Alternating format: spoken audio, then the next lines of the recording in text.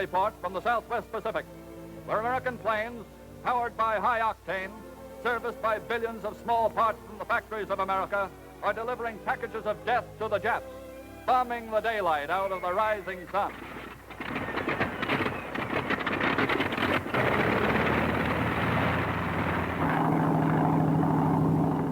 Strike at Hansa Bay, New Guinea. A force of 100 Liberators, Fortresses, and medium Mitchells drops 180 tons of explosives. Hits on bivouac areas, supply, fuel, and ammunition dumps. Other results, 1 freighter, 45 barges destroyed. All American planes returned.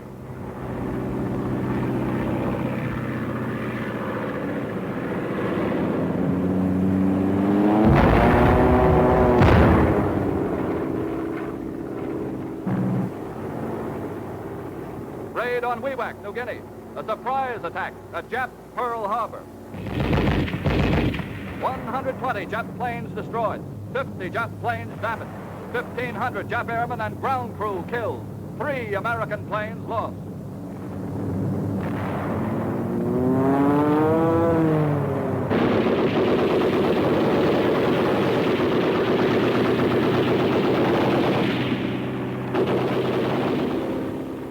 This is where the Japs learned about skip bombing.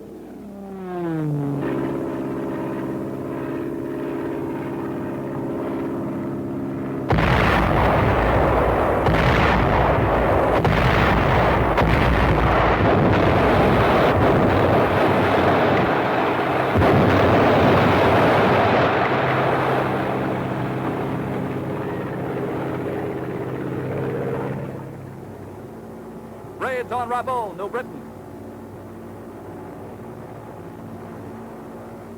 3 raids in early October produced these results. Destroyed or sunk 3 merchant vessels, 2 destroyers.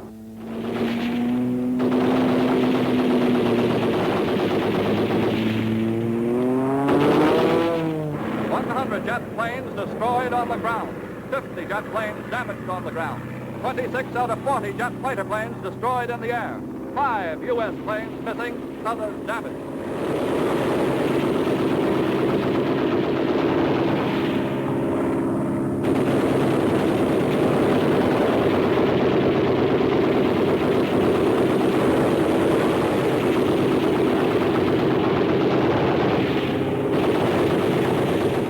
Here, the Japs learned about parafrag, fragmentation bombs dropped by parachute, lest they explode too soon beneath the low-flying planes.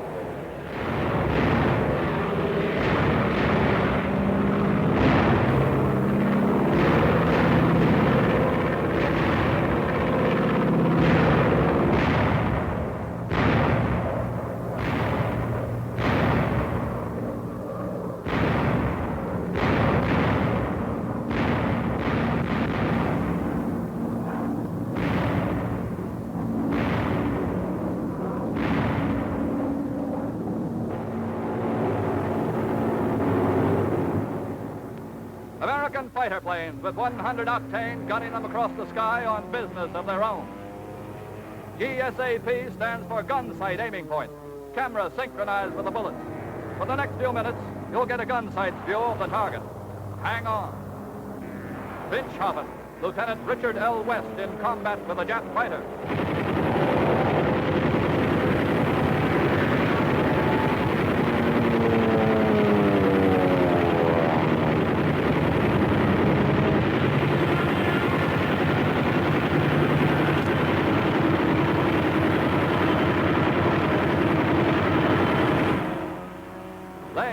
Captain Joseph T. McKeon destroys a Jap Pony fighter.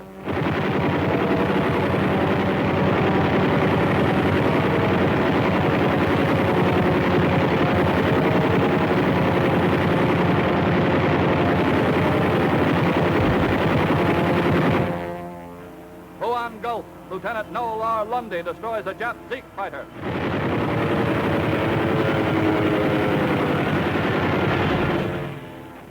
Lay, Captain Walter G. Benz, Jr. destroys a Dyna reconnaissance plane.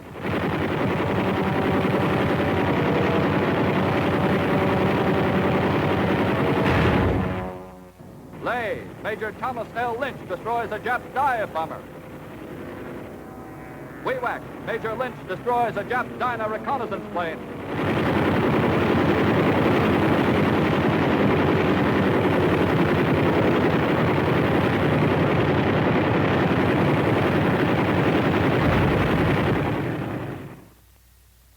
Ainsley. Yeah. Babcock. Yo. Bailey. Yeah. Baker. Yeah. Baldwin. Oh. Barker. Yeah. Barnum. Yeah.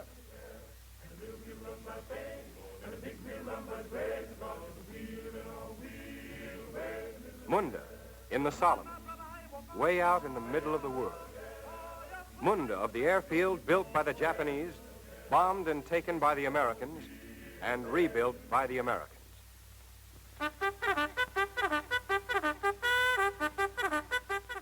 Munda, rebuilt by this American, and hundreds more like him. Rebuilt by Bolton. Hip. Boyle. Yeah. Brown. You. Hadman. Oh. Caldwell. Here. Campbell. Yeah. Consano. Here. Carpenter. Here. Cartwright. Here. Defoe. Here. Dope. Here. Dinah. Here. Darrow. Here. Davis. Here. Dewey. Yeah. Dillon. Yup. Drake. Ah. This man's name isn't really Drake, but it might be. Joe Drake, Drake of Munda. Home, Portland, Oregon. Education, high school. Family, mother, father, 3 brothers, 2 sisters, wife, 2-year-old son. Trade, worker. Drake of Munda isn't a rich man when it comes to money, but he's not a poor man when it comes to the things that really matter. The other men of Munda are not much different from Joe Drake.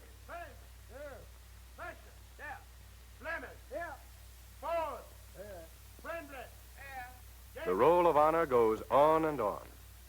At home or out yonder when the roll is called, the men of America answer and go to their work. Build up and break down. That's the story of war. Break down and break down until the enemy is driven away or destroyed. Then build and build quickly. Build to advance the day the war will end, the day the peace will begin. Fill in the holes, level the earth, pack it down smooth and hard. It's the new world that's being made. These men are not just repairing an airfield. They're repairing human life. They're restoring human rights.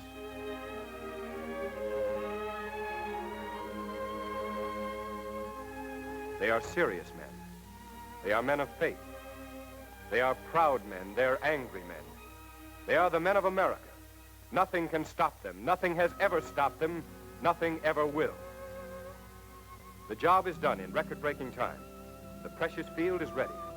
Our planes can now take off by the hundreds, moving time a little closer to the great day of peace restored, family reunited, peaceful enterprise resumed. Home now, each man to his own remembered world. Stanford, letter from Memphis, Tennessee. Thompson, letter from Shawnee, Ohio. Underfield, letter from Brandywine, Maryland.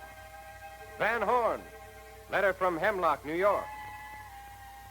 These men are not going in to supper at a high-tone nightclub. This is supper way out in the middle of the world. This food is fuel for the great motor of freedom, the mighty machine of victory.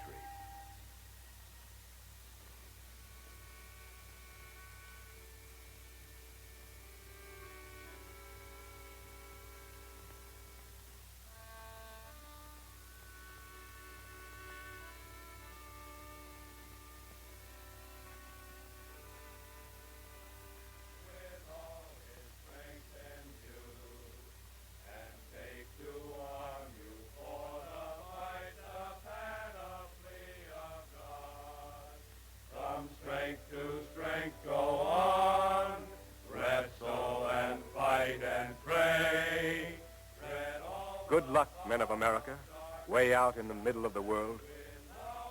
Godspeed, men of Munda.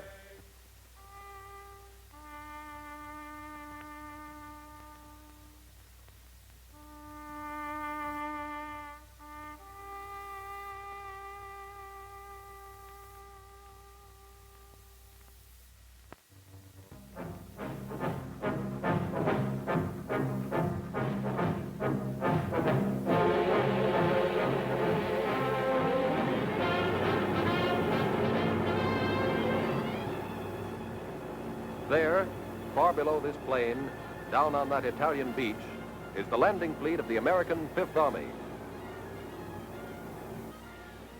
The Fifth Army took this place by storm, with warships and men blasted by an alert and savage enemy. They took this place under the command of General Mark Clark, who stood on the beach at Salerno and said, "We are here to stay. Not 1 foot of ground will be given up." This is the sightseeingest war there ever was. The soldiers of the Fifth Army kept their eyes peeled as they moved along the dusty roads. They moved in jeeps and tanks, on foot, in ducks, half-tracks, tank destroyers.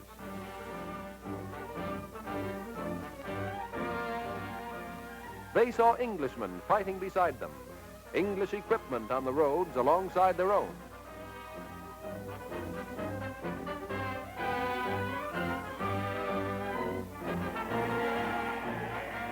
This welcome might have taken place in any city an American army enters these days. This could have been Algiers or Bizerte or Salerno or Hartford.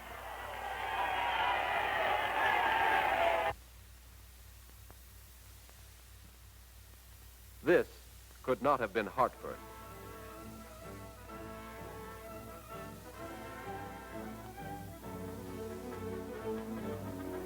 Once on the roads of this ancient country, the chariots of Caesar and the elephants of Hannibal. Now, American tanks, trucks, guns, gasoline, ammunition, spare parts, medical supplies, materiel of every description, moving up to supply the advancing Fifth Army. The soldiers poured into Naples to witness other scenes. A city once famed for its beauty, now smashed and sacked by the Germans.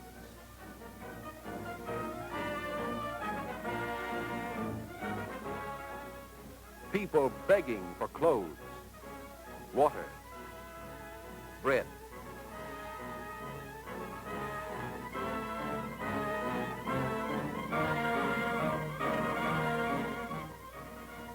The objective was to take Rome, not in a week or a month, not on any given date, but take Rome with the smallest loss of life. The philosophy of this Italian campaign was revealed by its tactics. Expend American materiel instead of American men to beat back the Nazis. Use and use again, wherever possible, the products of the sweat of American workers instead of the blood of American doughboys. The rounds of artillery were measured by the millions, more than the Germans ever dreamed could be used. Where there was a chance that an extra artillery shell might kill a German or save an American, that round was fired. The Fifth Army moving up. Wreckers pulled down the tottering walls.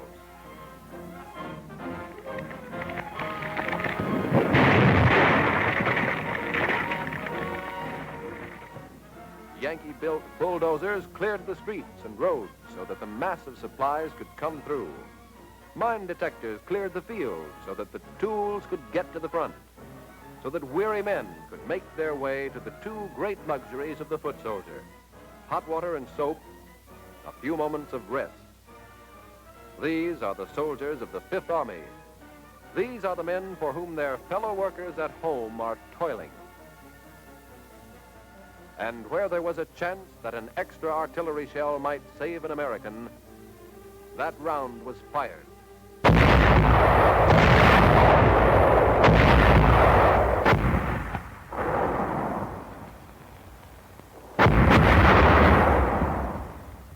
The Fifth Army moving up into Avellino to behold more sights.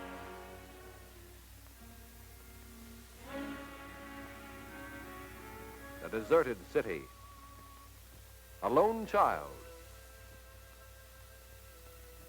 a woman carrying on her head a casket for a member of her family. The Americans also had their burdens to carry.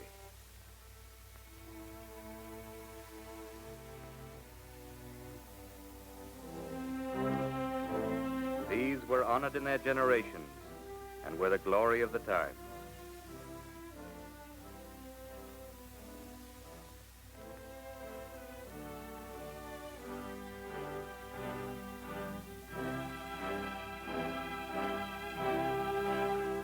This is the city of Benevento, a nightmare city. Bombed, shelled, gutted, pillaged, a dead city, a city murdered by war. This could have been one of many Italian cities an American army enters these days, Alife or Dragoni or Benevento.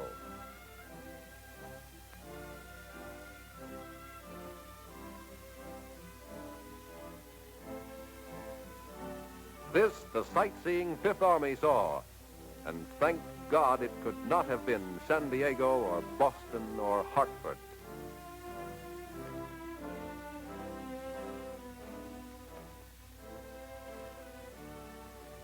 The Volturno River.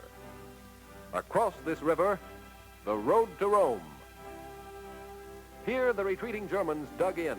Every bridge was blown. The Fifth Army moved up. Ponton bridges were built and the reinforcements swung through.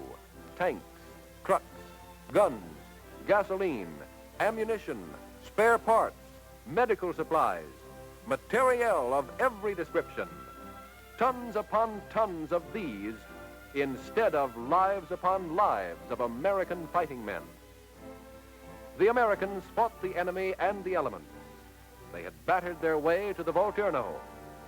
Now they were to witness anxious moments, desperate sights. Trucks mired in the mud.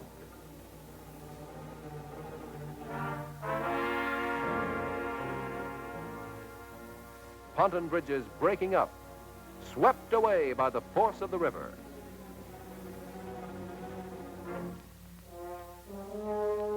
But the indomitable engineers, slashed by wind and storm, in the face of enemy fire, built new ones.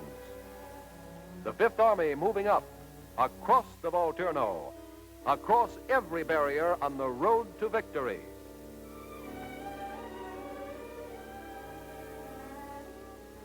Our friends at home must not suppose from these victories that the road to Rome or the road to Berlin will be easily or quickly passed. We face a desperate enemy who fights like a cornered rat. Mountainous terrain lies ahead of us. We will beat him, but not without bitter struggles and heavy sacrifices.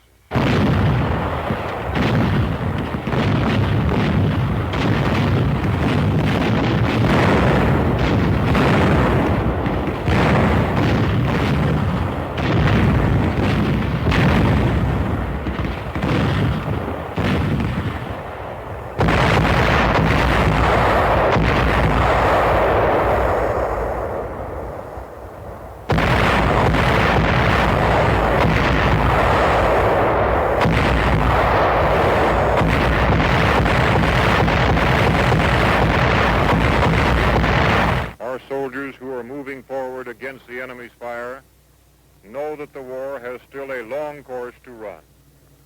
For this task, we are greatly heartened by the confident assurance we have that the American and British people stand behind us with the same united spirit that our troops feel on the battle line. An Army commander has many worries, but I have never been concerned over one thing: the steady flow of arms, munitions, and supplies from the industries and farms of Britain and America, and the constant encouragement from our homes which heartens us to push forward to the final victory which will be ours.